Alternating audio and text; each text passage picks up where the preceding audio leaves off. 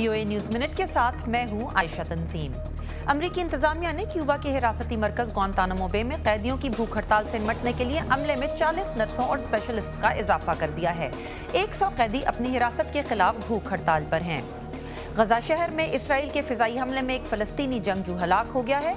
Hamas का कहना है कि हलाक होने वाले शख्स अल मशाल का ताल्लुक एक सलफी जिहादी गिरोह से था।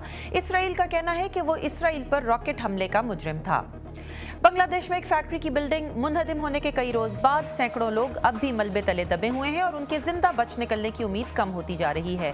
2 मगरबी कंपनियों ने जिनके सप्लायर इस बिल्डिंग में काम करते थे मुतासरीन की इमदाद का ऐलान किया है।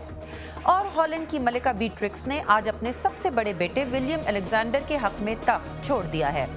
आप देख रहे थे VOA न्यूज़ मिनट। मजीद खबरों के लिए देखिए हमारी वेबसाइट urduvoa.com।